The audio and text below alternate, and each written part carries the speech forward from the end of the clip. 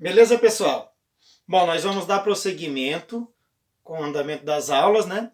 E hoje, nessa primeira parte do vídeo aqui, eu quero, como sempre, fazer aquele lembretezinho para aqueles alunos que ainda não entregaram as atividades do assunto anterior. Que assunto seria esse? Os conceitos fundamentais da geografia, que foram aquelas atividades lá avaliativas, e a avaliação. Temos alunos que ainda não entregaram. Entreguem as atividades, pessoal. O professor está aguardando. Quem já entregou, como sempre, as notas estão no Estudante Online. Acessa lá e verifica as tuas notas e qualquer dúvida entre em contato com o professor.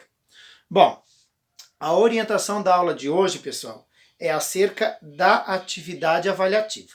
Beleza? Então vamos lá. O conteúdo atual que nós estamos trabalhando é qual? É a localização e orientação no lugar e no espaço geográfico. Os movimentos da Terra, rotação, translação, precessão, que o professor já explicou, zonas térmicas e fusos horários. É nesse sentido que o professor vai trabalhar no dia de hoje, dando orientação para a atividade avaliativa. Vamos lá, qualquer dúvida vocês sabem que pode entrar em contato. Como que vocês podem fazer essa atividade avaliativa do dia de hoje, pessoal? Como que pode ser feita? Pode ser feita em grupos. Atividade avaliativa, o professor até colocou um printzinho ali para vocês saberem de que atividade que o professor está falando. Talvez alguns tenham esquecido, mas vai ficar bem claro já de qual atividade que o professor está falando. Ela pode ser feita em grupos de até 5 pessoas. E vocês podem entregar essa atividade avaliativa hoje ou na próxima aula, dia 25. Eu sugiro que vocês entreguem hoje, até porque lá no dia 25 o professor vai disponibilizar a avaliação. A avaliação sobre esse tema, com localização e orientação no lugar e no espaço geográfico, coordenadas geográficas, zonas térmicas, fusos horários, vai disponibilizar a avaliação no dia 25. Porém, não impede que tu entregue a atividade avaliativa lá no dia 25 também. Para não deixar acumular, eu sugiro que entregue na data de hoje.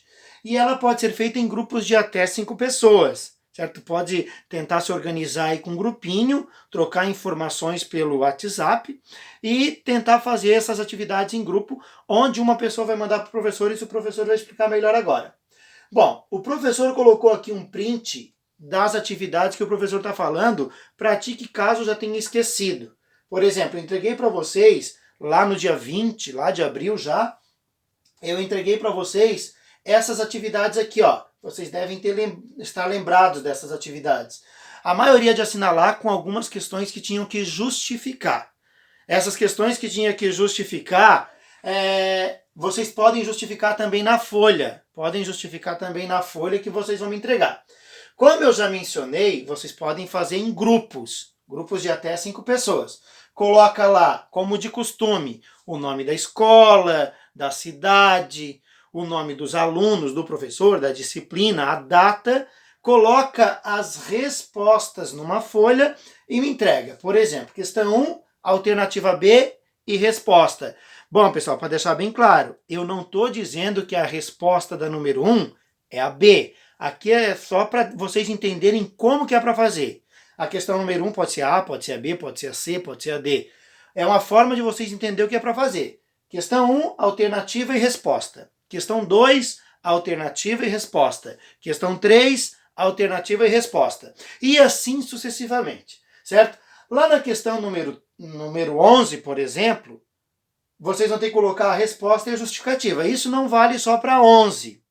Vale para várias outras, certo? Então, todas elas que pedir para justificar, vocês devem colocar a justificativa. Lá na número 11 é um exemplo disso. A número 14 não tem alternativa para assinalar. Então, tu vai colocar a resposta. Tu vai colocar apenas a resposta. 14 resposta. Quem vai enviar? Uma pessoa do grupo coloca lá as respostas numa folha e envia para o professor.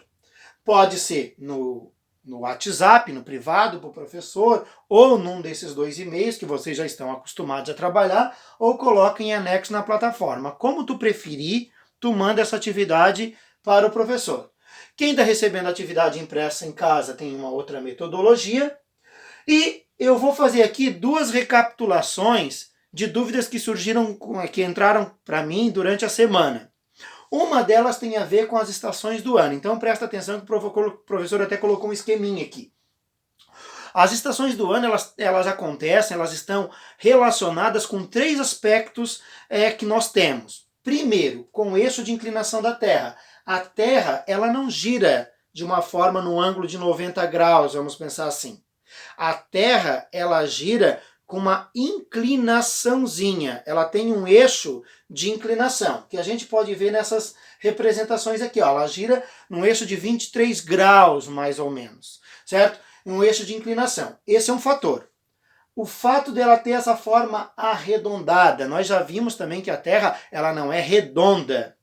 E ela também não é necessariamente elíptica. Ela é geóide, a forma real dela. Ela tem umas irregularidades. Porém, cartograficamente, vamos pensar assim, numa representação, ela tem uma forma elíptica, arredondada. Esse é um outro fator.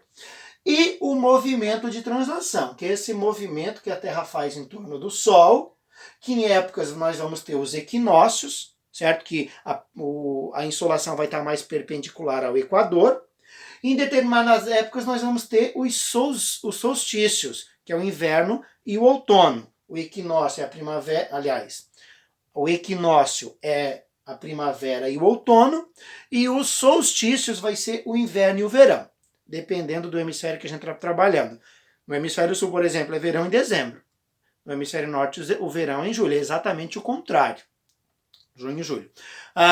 Nesse sentido, isso vai dar a explicação para a existência das estações do ano. O eixo de inclinação da Terra, a Terra girar de uma forma inclinada, a forma arredondada que ela possui, que não vai ter a mesma insolação em todos os seus espaços simultaneamente, vamos pensar assim, e o movimento de translação fazendo com que em determinadas épocas do ano seja mais quente no hemisfério, em determinadas épocas do ano seja mais quente no outro hemisfério. Bom, essa é a explicação para as estações do ano. E com relação às coordenadas geográficas e antípodas. Primeiro, o que seriam coordenadas geográficas? O nome já diz tudo. Eu tenho lá, por exemplo, as longitudes, que o professor explicou isso lá na outra aula, as longitudes, linhas que variam de acordo com os meridianos, nesse sentido vertical, e a latitude, que é de acordo com os paralelos, que são essas linhas horizontais. Bom, o que seria uma coordenada? Vamos pensar aqui na minha coordenada x. A minha coordenada x ela vai estar a 60 graus a norte, aqui ó, 60 graus a norte, e 60 graus de longitude leste. 60 graus de latitude norte, 60 graus de longitude leste. Vamos pensar na minha coordenada do ponto I, que está aqui. Ela vai estar a 10 graus ao sul, abaixo da linha do Equador, hemisfério sul, e ela vai estar a 40 graus de longitude oeste, certo? Longitude oeste. Isso é a coordenada. O que seria antípoda? Mais uma vez, o que é antípoda? A gente chama de antípoda aquilo ou quem se localiza no lugar diametralmente oposto, ou seja, no lugar oposto ao que eu estou. Por exemplo, para que vocês entendam bem, se eu fosse pegar a minha coordenada R, vamos pensar a coordenada R de Reginaldo. Pensa na letra aí do teu nome, a inicial do teu nome. A minha coordenada R, coordenada, ela está a 20 graus ao norte e ela está a 70 graus leste. Essa é a coordenada. O que seria antípoda? O contrário. Então, se ela está a 20 graus ao norte, ela vai para 20 graus ao sul. No caso da latitude. Exatamente o contrário. 20 graus ao norte, 20 graus ao sul. Se eu pensar, por exemplo, nos meridianos, na longitude, eu vou estar a 70 graus a leste. E qual que vai ser o contrário? Eu tenho que fazer um cálculo. O meu cálculo eu tenho que pensar que os meridianos eles são semicírculos. Eles não são círculos completos. Eu já vou colocar uma representação ali. Eles são semicírculos. Então, até a metade do planeta é um semicírculo, na outra metade do planeta eu tenho outro semicírculo, que vai dar 180 graus cada um. 180 graus. Para vocês entenderem melhor, o professor tomou cuidado de fazer uma representação aqui. Bom, Nós vimos lá que a minha longitude do R era 70 graus. Então, se eu pegar essa linha aqui dos 70 graus, eu vou passar em linha reta, eu vou chegar lá no 110. Certo? Isso vale para cada um. Por quê? É um cálculo simples, pessoal, simples. O número não varia, tá? 180, sempre. 180 menos o valor da coordenada. Qual é o valor da minha coordenada do R? 70. 180 menos 70, 110. Exatamente o oposto. Ah, e se a minha coordenada estivesse, por exemplo, vamos pegar outra letra aqui, o L. O L, por exemplo, ele está a 50 graus de latitude sul. Então, ele vai para 50 graus de latitude norte, contrário. Se eu pensar no meridiano, ele está a 100 graus de longitude oeste. Então, eu vou fazer 180 menos 100, que vai dar isso aí, 80 graus, certo? 180 menos 100. Vamos fazer a prova real lá no negócio, no esquema que o professor fez? Então, eu tenho a minha coordenada, que está a 100 graus, e eu tenho o oposto. Olha aqui onde é que está dando o oposto. 80, certo? 180 menos o valor da coordenada. Isso a gente chama de antípoda. Qualquer dúvida, se ainda estiver persistindo aí, manda aí uma perguntinha para o professor na hora da realização da atividade ou da avaliação que vai estar disponibilizada lá no dia 25, que nós estamos junto nessa. Mais uma vez, um abração. Semana que vem tem surpresa aí na próxima aula. Aguarda e confia. Um abraço.